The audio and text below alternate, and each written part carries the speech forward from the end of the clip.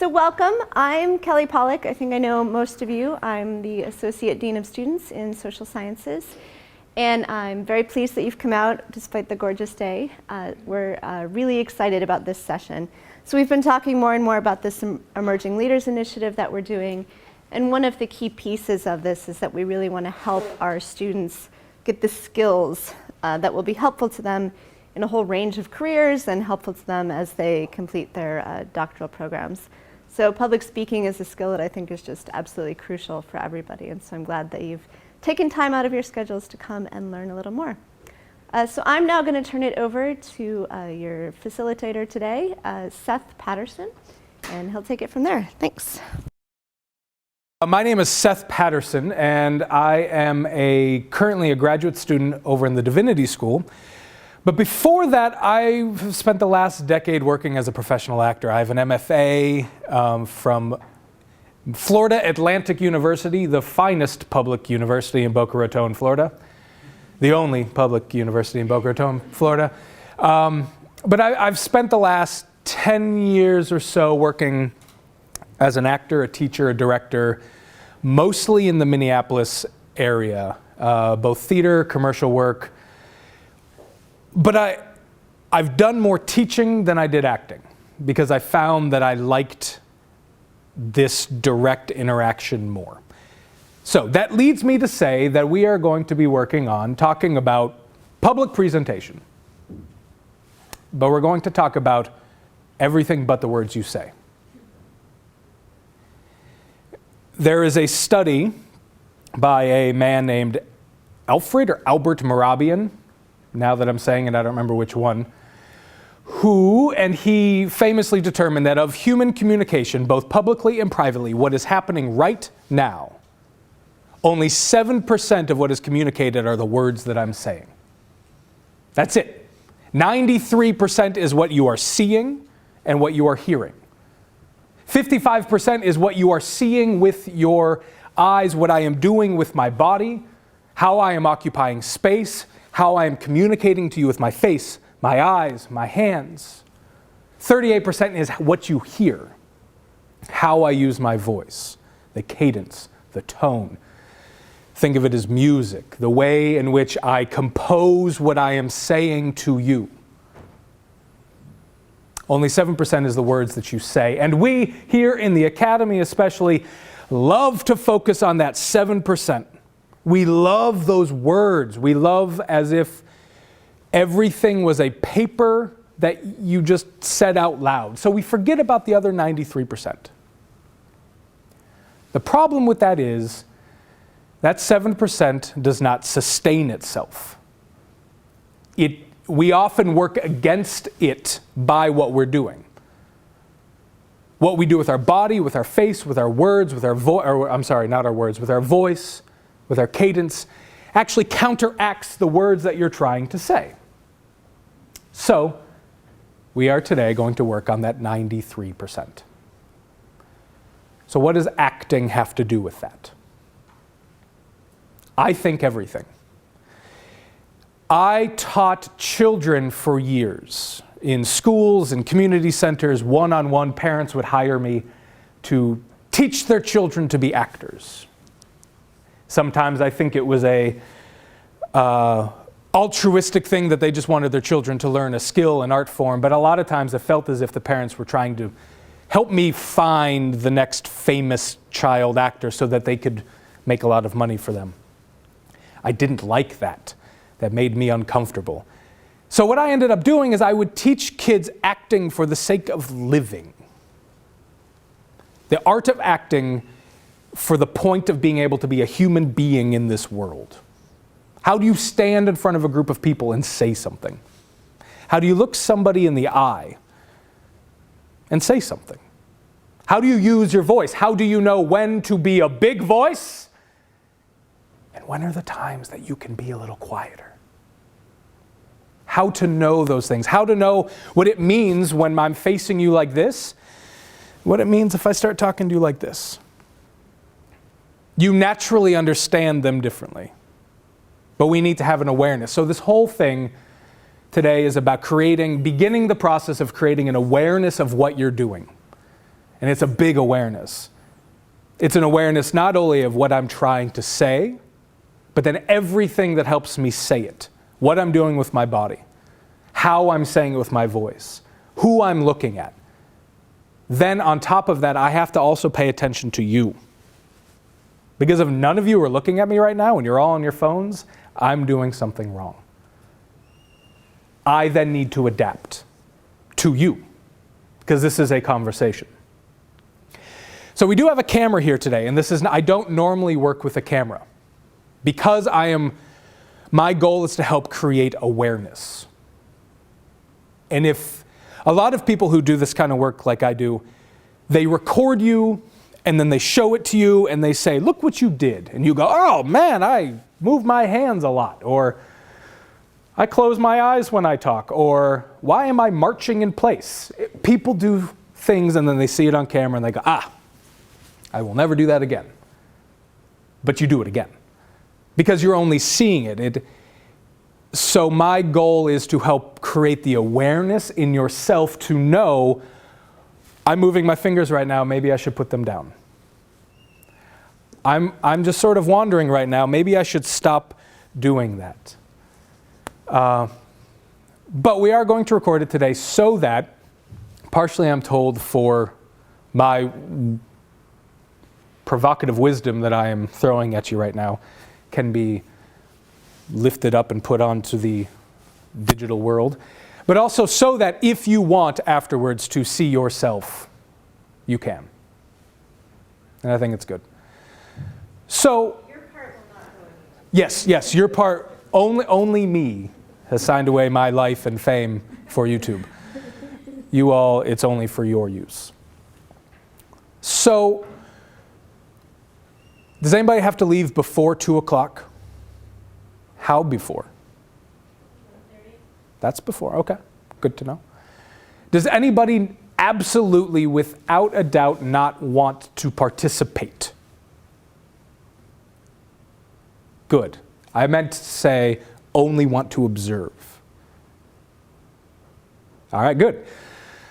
So this is what I'm going to ask of you today, and this is what we're going to work through. I'm going to ask each of you to come up here, and without the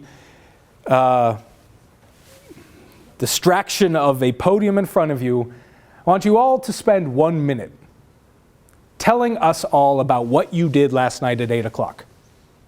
That's it. If what you did last night at 8 o'clock was scandalous or illegal, invent something else. We're never going to know what you actually did at 8 o'clock last night, so it doesn't matter. But tell us something. For 1 minute, present to us 1 minute of your life. The recounting of 8 o'clock last night, or 7 o'clock, or 9 o'clock. It doesn't matter. And we'll all go and do that. And then we'll talk about communication. We'll talk about public presentation. We'll talk about what is effective, what we saw, what is not effective. And then we'll all go a second time, and I'll give you some individual direct feedback about what I am seeing. Does that sound good? Does anybody have any concerns or questions or fears besides the fear of standing in front of a group of people and talking? Yeah? No, just that one. Yeah. It's a big one, and I want to stress, and this is something that I didn't know I needed to stress. But I've been doing this a lot over at the business school lately, and I do workshops there, and I do one-on-one coaching with people, where they, being business students, hire me to work with them for an hour once a week. They often ask, when will I stop being afraid of public speaking? And I don't know if you ever will be. The goal, I don't think, is to stop being afraid, but the goal is to be able to have enough awareness of what you're doing and enough control over you that you don't show it. I'm nervous right now. I am nervous speaking to 11 people, 13 people that I don't know. I have a camera on me. I'm nervous. What if I say something stupid? It happens. But the goal is to be able to know what you do enough, learn your habits so that you know to stop them, to be able to hide it. All right. Any other? Yes. What if your awareness is the thing that kind of detracts from you speaking in public? Yeah. You're too overly aware of what you're doing, and that's the focus rather than the words that are coming out. That is a very good point, and that is a habit that you have to break. And you have to. My guess is that it's not purely an it's not just an awareness of what you're doing, it's an awareness of how you're being perceived, which might be two different things. Because the aware of being perceived and how I might be thought of adds a lot of judgment, and then that sort of takes you away. But if you're aware of what you're doing with your body, nobody knows, except that hopefully you look confident, or you look effective, or you are lifting up your words by your actions and voice. Yeah, I think it's the former that's the problem. Which one? The perception. Yeah. And that's often why people are afraid of public speaking, right? Actually, why are we, I'll put myself in that, afraid of public speaking? What is it? Where's the fear come from? Why is it the number one fear above spiders, snakes, and tornadoes and missing airplanes? Why is it the one thing that we collectively agree on is terrifying? What about this? I mean, for me, it's absolutely the judgment that my words reflect on what I think and how my thought process is. But why is it different than when you're sitting right there? Why is it different when you are here? You seemed perfectly capable and comfortable and confident in what you just said to me. Why is it different when you're sitting and you're part of a group versus when you are here, where I am? I'm not sure, maybe it's that we're expected to be a lot more in control of what we're saying when we're there. Could be. Or it should be much more prepared and Interesting. expectation there shouldn't be mistakes when you're up there. Ah. I can make a mistake or backtrack right now. Oh, yeah? Okay. Yeah? What else? Why else is this scary? Let's just name this fear before I ask each of you to get up here and talk for a minute. You might have like a bodily function that happens and then you're embarrassed for like forever. Are you speaking hypothetically or? Yeah, I mean, there's just, naturally, I mean, it could be what you just ate. It could be some other function, but Yeah. these things happen. You get nervous, you get gassy, right? Right. Happen. Yes, it does. Nobody should come up here for about 5 minutes. I'm kidding, sort of. No, yeah, you are in control of yourself as much as you can be in control of yourself. And you're on display, is that part of it? And so if you're on display and you are doing something uncontrolled, yeah, there's a fear to that. How often does that actually happen, though? In your life, either you or viewing somebody else, have you ever seen something like that happen?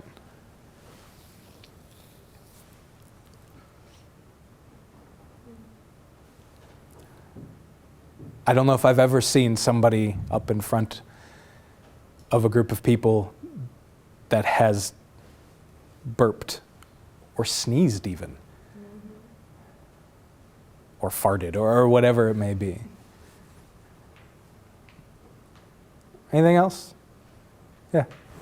I'm just thinking in terms of forming some sort of habit or learning how to do something, because we have hours upon hours upon hours of experience of maybe sitting and listening to somebody else, Yeah. and then a lot more experience saying something from behind like a student desk Yeah. or something, and we start acquiring experience in public speaking pretty late, and it's pretty rare. Yeah. So just the amount of experience that we have doing it makes it a very new and kind of scary thing. Like when you start speaking up in a class, that can be also difficult, but with time you're like, okay, you're doing it a lot, everybody else is doing it. Yeah. Not that many people stand where we stand and talk. And scary, new things are scary things. When we don't, we don't know. That's a very good point. I think also the expectation to be entertaining, especially in teaching. Like if you're going to be up there and like delivering a lecture for an hour and a half, you need to hold the attention of this classroom. And I think that's possibly like scarier, and having to do it over and over, like, twice a week, every week. Yeah. Yeah. Again, with the expectations of being interesting or not disappointing. You showed up here to, like I said at the beginning, you aren't outside to listen to me talk for a few minutes. There's an expectation on me that I should at least be interesting. Yeah, that's a good point. Yep. There is something to do with the fact that often you speak to people you don't know. And like she was mentioning in classes, for example, and the first classes are usually hard because you don't know the students, but then after a while you get to know the students and you kind of get into it and Yeah. it gets easier. So a lot of the time when you do public speaking, you have to talk in front of people you don't know. Yeah. And maybe there's a perception of how you're going to be remembered or categorized or judged by these people. Yeah. And that's the only, like 11, 12, 40 people looking at you and saying, okay, this is a new guy and this is how I'm going to remember him. He stumbled when he was talking or something like that. Yeah. I am the other to you and you are the other to me. And it's easier to put judgment on the other. It's easier to put blame on the other, to be less forgiving, to not give the benefit of the doubt. And we all know that. So being in the position of being all alone up here, it's scary. Yeah. All right.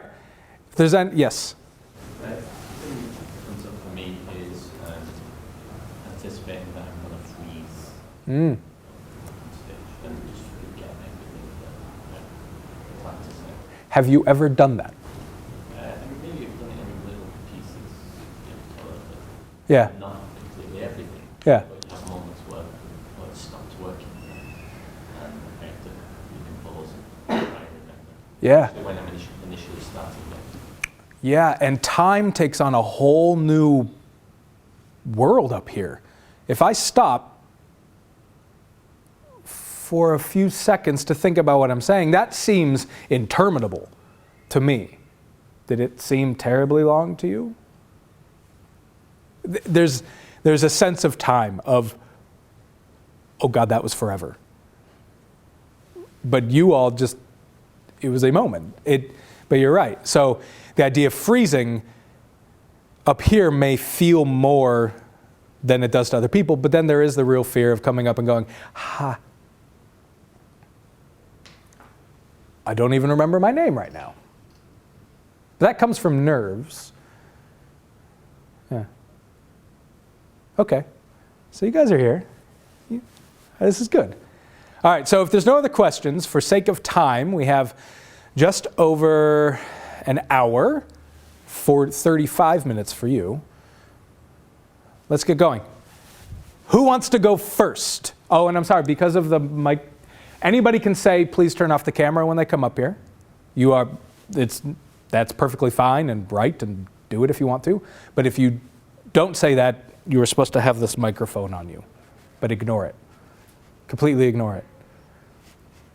Because the microphone also changes things, and we're not dealing with that today. Cameras and microphones change everything, but we're not dealing with that today. So who wants to come up and tell us 1 minute, and I'll sort of time you about... Go first. Yes. That's very responsible of you. Are you... I think I had a really late night yesterday, so I don't want to compare myself to all the other expectations. Do not judge before you come up. Do not judge. Whatever. Again, I'd like to point out, I'm going to point out very explicitly right now that nothing about what happens up here is about what you say. I am probably not even going to remember what you say. I'm going to be paying attention to how you say it. So just tell us. Okay. And tell us your name. Okay. So my name is Sonia, and this is 1 minute on my Thursday night at 8 o'clock. So I'm at home, and it's kind of getting dark outside, and I'm feeling really tired. So I just decide to sit down, and it's not relaxing enough, so I decide to lie down, turn on my computer, and I put on Game of Thrones, because it's a really good show. So I'm watching Game of Thrones, but it's an old season, and I kind of know what's going on, and then I decide to play the game 2048 because my friend recently beat my best score. So I'm just there typing, or like pressing 2 buttons actually, playing 2084, watching Game of Thrones. There's epic music going on, like playing. People are getting killed. I'm killing the game, and it's a really good minute of my life. Was that around a minute? Was it shorter? Am I still going? You got 20 more seconds. Okay, and then I maybe got kind of hungry, and then I got up and went for a snack, and then I got a bit more hungry, and then ended up eating a lot of crackers. That's about it, yeah. It was really not, yeah, I'm still going. So close. And then I fell asleep. Nice job. Thank you Okay. very much. Thank you. Who's next? None of you opted out earlier, so you're all coming up. I gave you the chance. I don't usually give the chance. Who's coming? I will pick people. I don't know you. I will pick you. I don't care if you don't like me. Contact me. Huh? I just went. I know. You've done it. Please. You made eye contact. I know. Haven't you been in school long enough to learn you never make eye contact with somebody?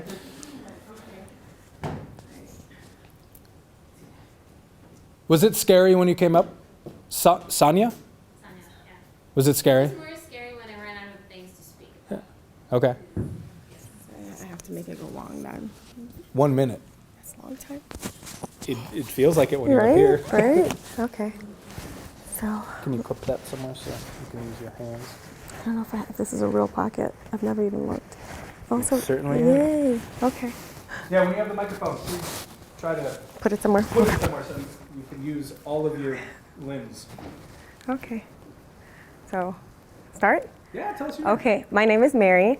So at 8 o'clock last night, I was doing the usual. Michaela, my 6-year-old, decided she was going to tell me everything in the world of why it was not time for her to take a shower before it was time for her to go to bed. And Maya was on the iPad doing her, my 9-year-old was on the iPad doing her Lexia Core 5, which I'm not sure if anybody has kids, but that is the new thing now. Everybody must be doing core, the core part of school now. But after that, Michaela decided that she would take a bath. So we finished bath time. It was off for her to now go and find what she was going to wear to school for tomorrow, which she did all by herself. Then it was off to Maya. Maya decided that no, she was not going to bed at 8:45 this particular evening. So she wanted to see if she could break her record of how good she did in Lexia the night before. So I said, go ahead, Maya. That's a great thing to do. I always wanted to do that. That was the goal. Yay. Yeah, you could definitely do that. You can just talk until I stop you. Thank you. Very nice. Thank you, Mary. Was that scary? Yes, it was. Okay.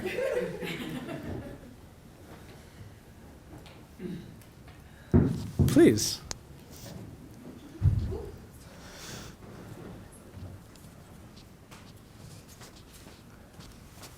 Here you go.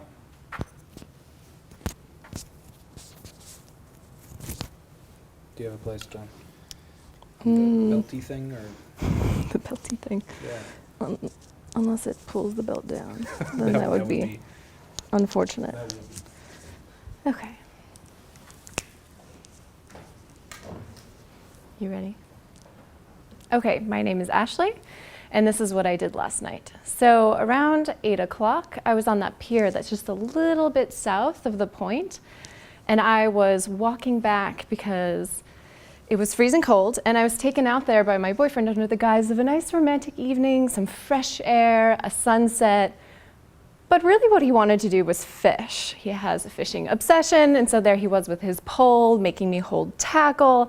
And there's like 50 fish schooling around us, and there he is just like running over to them, changing his tackle and throwing it back in and saying, oh no, that's not the right one, and then switching it out and throwing spawn sacks at me and asking me to pick up lures that I don't know what they are. And this was us for about an hour, and I was very angry at the end because I was cold. We were not doing what he said we were doing, or supposed to be doing. And there was disgusting spawn all over my hands and all over the pier.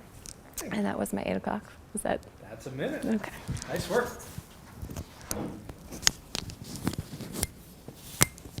Thank you.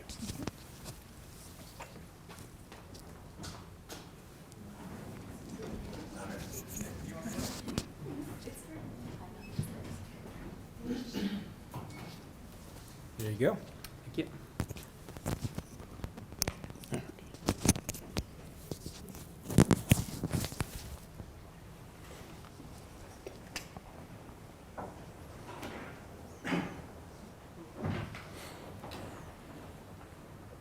So I empathize with Sonia a lot because my usual Thursday night is.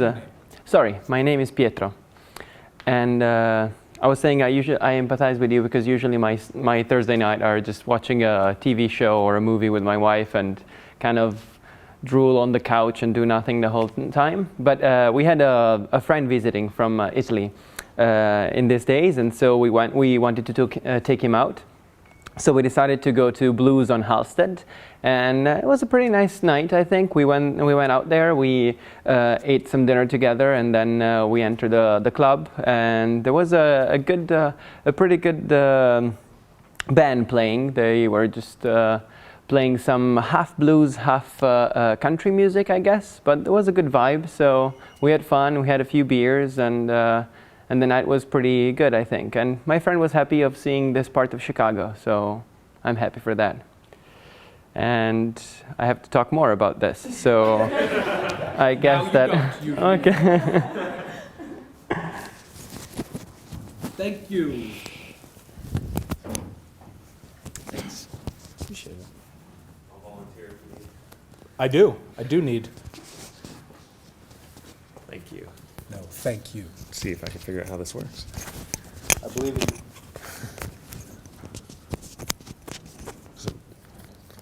Let's see. Is this right? Yes. All right. I guess the biggest fear is getting the mic to work, right? Microphones change everything. Yeah. Well, anyway, my name is David Lubin, and I am in the sociology department. My Thursday nights are usually uneventful. I usually teach right prior to that time and get home and I'm dead exhausted after a day of writing and office hours and teaching at the end. Last night was a little different. I actually had dinner with a couple of friends at that new restaurant called Pork Chop in Harper Court, and it was pretty good. Caught up. They both work in the area. One's a developer. One actually works in politics with the alderman, and so did that. Walked over to Treasure Island right after that, and made a couple of errands and walked home after that. So it was a little bit different. It was a nice night out. I didn't bring a jacket last night for the first time in about 3 or 4 months, I think. So it was a good way to get out of the house for the moment, for the first time in a while. How are we doing on time? Keep going? All right. See, what else? Wonderful, thank you. Thanks. The best stalling technique is to ask how much time you have. Yeah, right? I can waste 3 seconds by asking about that. Good. Or with the mic, right? I thought that counted too. It did not. I know. Otherwise, it could take a minute to put this thing on. Oh, I see you inching out of your chair. Come on up. Everybody else has survived so far. I doubt you'll be the first casualty, but you never know, right? You never know. And it will be over soon, I trust. 1 minute. Can we do this side? Oh, yeah. May I clip you? Yes. There you go. All right. Well, the whole process, my name is Lizzie, and I'm also in sociology, grad student. And last night at 8 p.m., I got stuck in an infinite cognitive loop because at 8 p.m. I actually was thinking that I needed to write down what I was doing at 8 p.m. And that made it so that I was thinking about writing down what I was thinking about writing down, what I was thinking about writing down. And this went on for some time. And I thought, these people don't know me, and their first introduction to me is going to be this completely solipsistic, regressive, personal hall of mirrors that I got trapped in. But then luckily, I didn't think my way out of this problem. And the problem, by the way, I'm calling it TWADWIW, Todd-will, thinking about writing down what I was. Todd-will, thinking. And with that, you have Todd-willed your way to a minute. Okay. Thank you. I'm sorry that I created anxiety for you at 8 o'clock last night.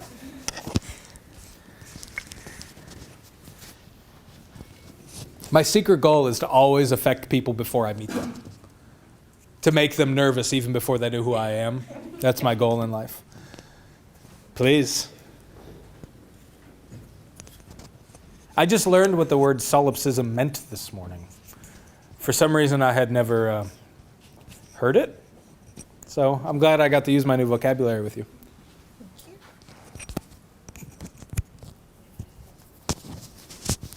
Here? Yeah. Here. Okay. Hi. Hold on. Okay. I'm Bola. Last night for me was uneventful because I was studying and I was kind of tired, but I had set a goal for myself to cover a particular section of my textbook before going to bed. So I started out at, I think, about 7.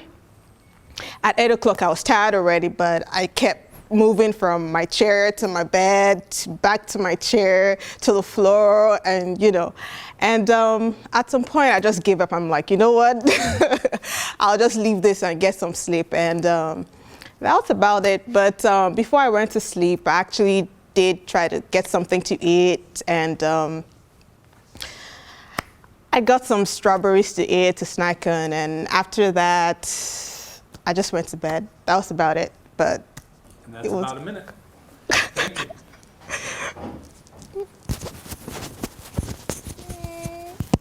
Yeah, there you go. Beautiful. Thanks a lot. Yeah. We have the back row. We have 3, and then you. Anybody want to go up? Huh? Yes?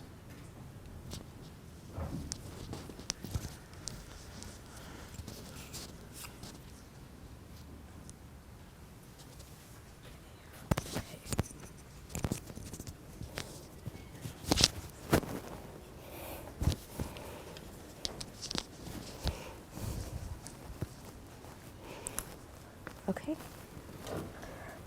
Okay, I'm Jeannie, and last evening, not at 8, but at some point before 8, I started listening to old episodes of This American Life. I am that loser who listens to This American Life. And it's odd because I'd sort of cycled through episodes as I was checking email, doing other work. I just like having some noise in the room, especially if the apartment's empty. So it was just going on. And I noticed when it was 8 o'clock. And I thought to myself, okay, I should pay attention for the next minute, and maybe I can just talk about whatever they're talking about on This American Life, right? And I can describe it. And I think I did. I think I did like stop doing whatever else I was doing and paid attention. Except just now, I tried to remember what it was that they were talking about, or even which episode it was, because it went through like various episodes just in a row. And I have no memory of it. I have no idea what exactly was going on. And I'm going to choose to think of this as saying something more about Ira Glass than it does about me, because I honestly don't know. But is that good? Okay, yeah, great. Unless you want to keep going. No. Thank you. Thank you. Did you say Jeannie or Ginny? Jeannie. Jeannie. Thank you. We have 3 left. Please.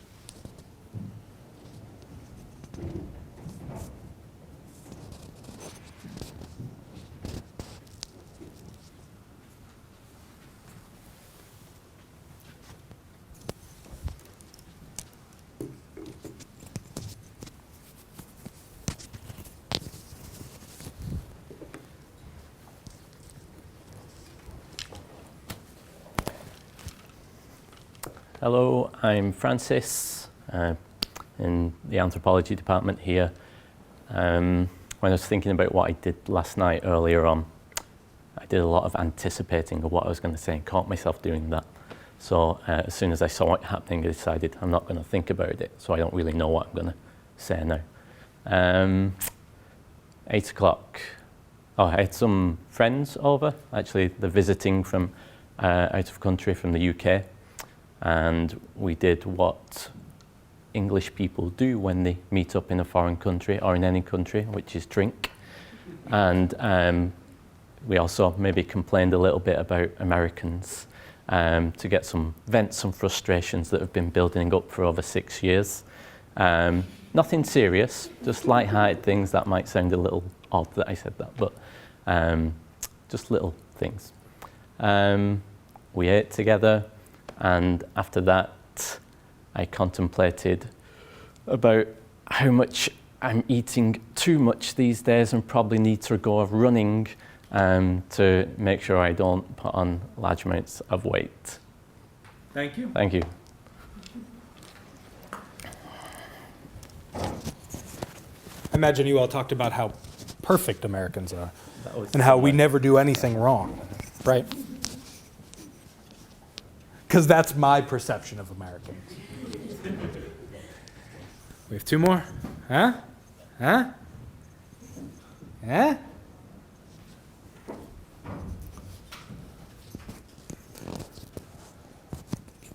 That's actually not my perception of Americans. I realize not everybody, you don't know me.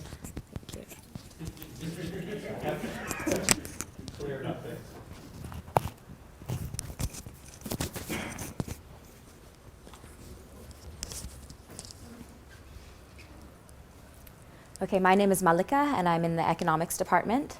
I actually only received I read the email. I chose to read the email about preparing a 2-minute talk this morning, and so I was tracing back in my memory this morning what I did yesterday at 8 o'clock. And for some reason, I have such a big anxiety about coming here to talk about what I did at 8 o'clock. I remember 7 p.m. all the way until 7:30, and at 9 p.m. my memory has fixed itself. But from 8 to 9, I spent about 1 hour thinking about it this morning, and I cannot recall anything from 8 to 9. So I'll tell you what I did at 9 p.m. I was walking back from my office, and I was catching the East Shuttle to go home from the university, and I went to go move my car, which was very obviously illegally parked, and I parked halfway in the tow zone with the trunk in the tow zone, and the rest of the body in the car was legally parked. And of course there's a ticket from the Chicago police, and of course I also feel completely indignant about how there's a ticket here that I must not deserve, even though I went to move my car knowing that it must be at risk of being ticketed. So I'm feeling justified in contesting this ticket, and I catch the East Shuttle and go home. Thank you. There it is. Appreciate it. And then there was one.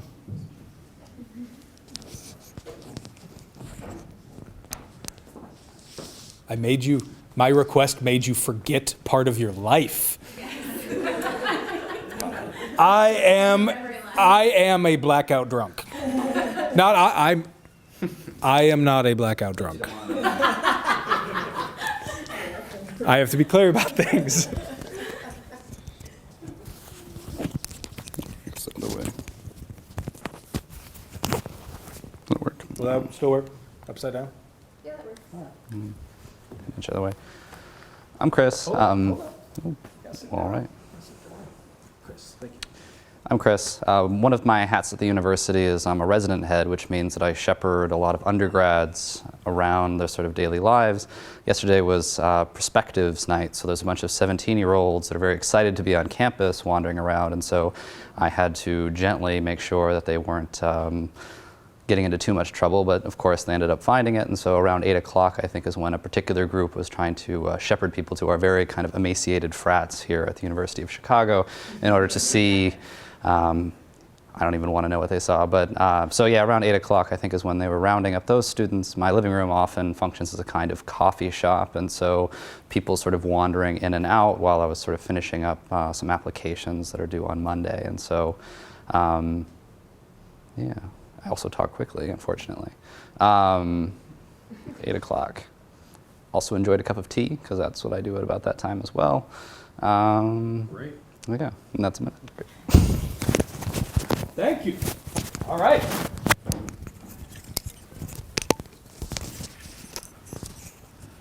Well done, all of you.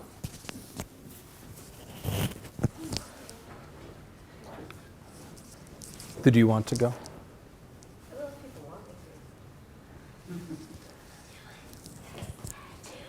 You don't have to.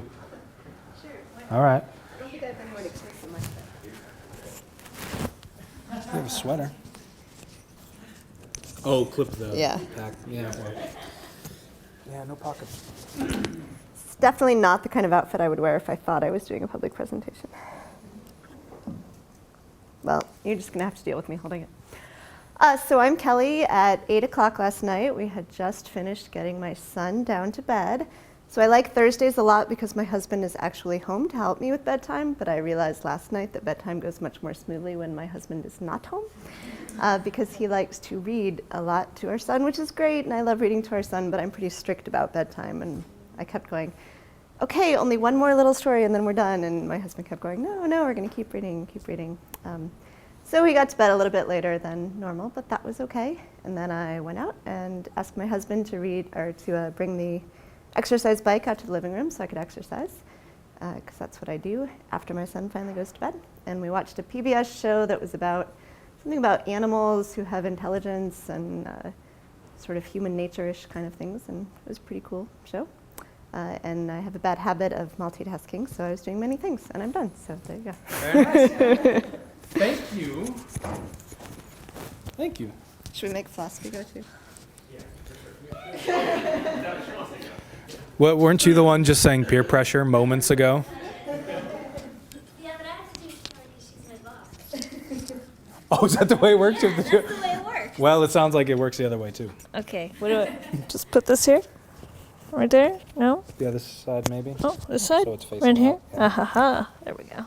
Okay.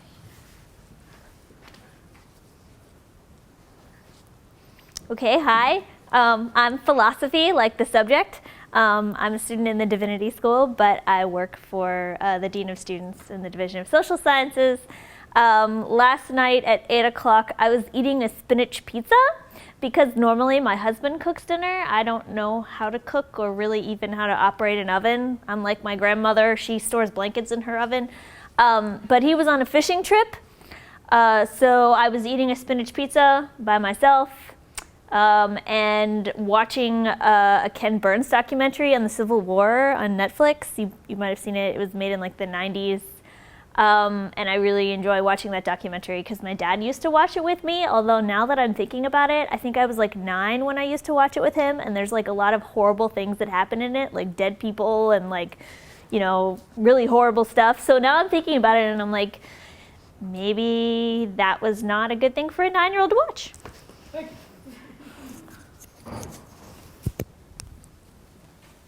Thank you very much. Thank you for participating, both of you.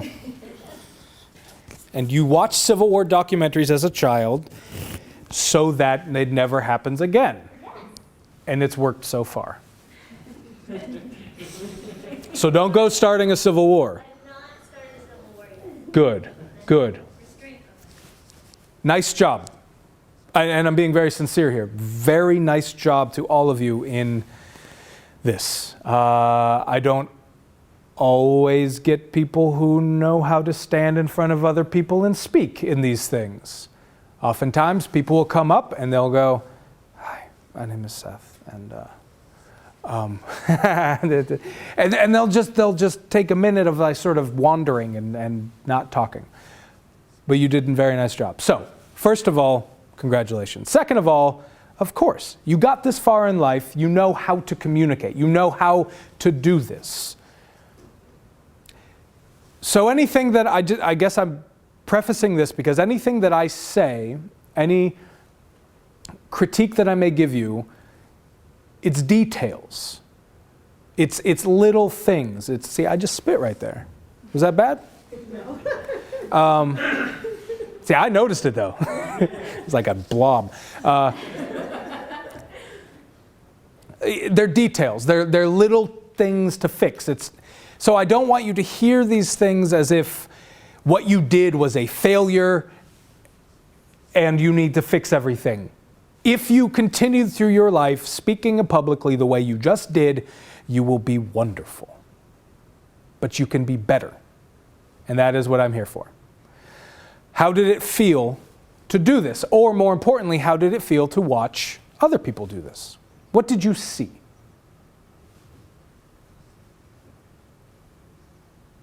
A lot of embarrassment. Why? People were, I noticed, even myself, I was holding my hands. I noticed halfway through and then I tried to stop holding it and then I went holding it again. That is indeed true. But I'm impressed that you noticed. Yeah, I actually told myself, no, I shouldn't hold my hand. And then I started talking again. I went back to holding it again. And I think that's why, I don't know, that I noticed also other little things that showed that people were a little embarrassed, I think. Did you notice other people holding their hands? Yeah, there were. Yes. What does this mean? Why do we do this? Why do people, when they speak publicly, hold their hands, play with their ring?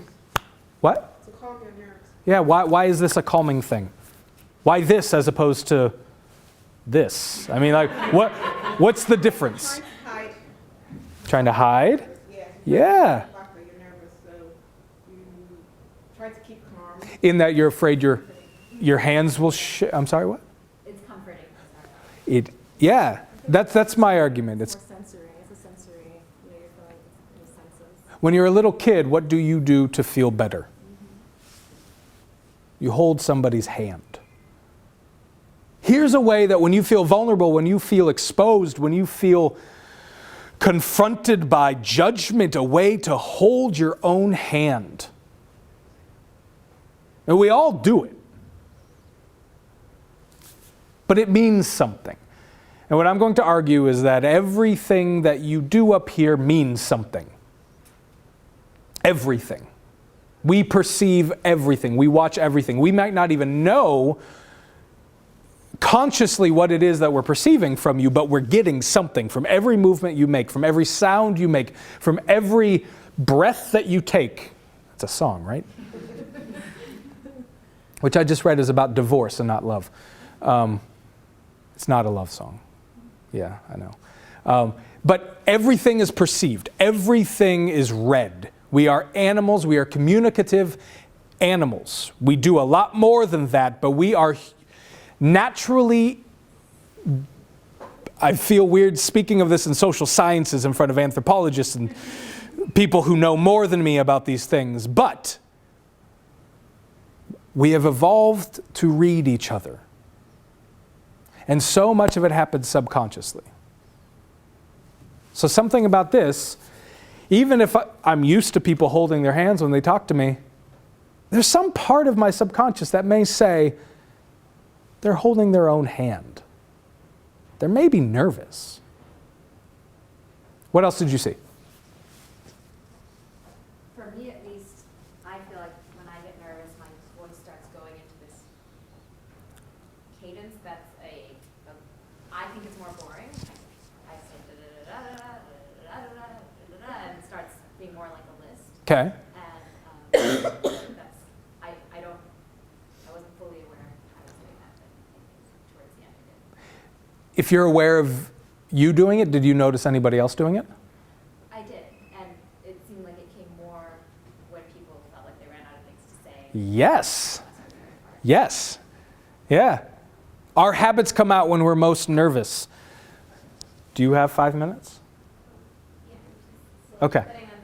Oh, that's fine. Oh, are you able to come back up here in rollerblades? All right. Never done that before. But yeah, when we're nervous, our habits come out. That when we're calm, we can be aware of ourselves and we know how to stop these things that you're noticing. But when we get nervous, like I have more time, then everything falls apart. But there will always be times where you get up in front of a group of people and everything falls apart. You freeze. So the goal is to know enough of what your habits are that you can stop it. What else? Anybody else see anything? Feel anything? What do you mean? When you run out of things, or you don't want to look at people, sometimes people were looking out, but not at anyone specifically, or I do this sometimes. I'll talk and think, but I'm looking over here, not Right. talking to a person, even though they're in front of me. And I noticed when some people needed to think about things, they would start looking over. Do you need to make constant eye contact with your audience? Depends on the audience probably, but I don't think so. And that's all, and I would say that looking away in a thoughtful way shows a sincerity. It shows that you are here right now, that it's not a canned thing, that it's not. When I coach people on interviewing, which I've been doing a lot of at the business school lately, I almost tell them, find times to purposely think. Because they have everything so planned and so canned that someone says, tell me about your strengths. Blah, blah, blah, blah, blah. Tell me about a time you were a leader. Blah, blah, blah, blah. And there's no moment of you're a person who thinks for a moment about what you're saying. Because of time, I'd like you to come up. Do you have a minute, 2 minutes? Great. This is... All right. Well, this is going to change one of the things that I wanted to say. Well, not really. You, like most people, got up here and sort of, kind of had this one leg out, and you would just sort of sway a bit, or people kick their knees, or they will walk back and forth. So be aware that this tells us something. What does this say about me? Relaxed. Taking it easy. Taking it easy? Yeah. Which is sometimes good. But other times, and I didn't say that this was a professional setting which you weren't supposed to be casual. But know that we see that. Okay. And that being grounded on 8 wheels. Actually, 7. Yes, 7 wheels. Okay. On 7 wheels. You also were very expressive, which I thought was good, in your face, which is not always the case. You showed what you were. You expressed what you were saying through your face more than anything else. I would encourage you to also think about putting it into your voice. Because your voice, what was interesting is your voice was sort of, I don't want to say monotone because almost nobody's actually monotone, but you stayed within this very small range. But your face was expressive, and the two things didn't necessarily match up. Yeah. That it's hey, I'm very expressive, but my face is, my mouth, my voice is just all the same. But look how expressive I am. I'm exaggerating, but that's, so the little thing, the next thing to work on is, how do you listen to music? Yeah. Everybody listens to music. Think about when you speak as being musical. There's times where it's really important. There's something important that you can use a higher register. And there's times where you really need to go lower. And women naturally speak in a higher tone of voice than is their natural voice, and men almost always speak lower because of culturally conditioned blah, blah, blah, blah, blah. I don't need to tell you about this, I'm sure. But use your voice more. Does that make any sense to you? I'm trying to give you a chance to leave. Yeah. One thing that I really struggle with is my voice, and I feel like I'm very conscious of my voice. and to like a very, because whenever I hear myself, I'm okay when I hear myself, but when I hear myself on like a recording, it's terrible. yeah, I hate my voice, and I think it's like super high pitched, and then I'm like super self-conscious, and then I try, not to use my voice, because I feel like I'm just gonna screw it up and make it even worse. Not true. Use it. You have it. I know. I'm going against, but cut out your own judgment of your own voice. Use it as the tool that it is. Don't judge whether it is the most beautiful tool out there. That doesn't matter. It doesn't matter what the hammer looks like. It could have crap all over it, but it still is useful. And I'm not saying your voice is crap all over it. But what I'm saying is that it doesn't have to be beautiful to be incredibly useful. Use it more than judge it. Okay.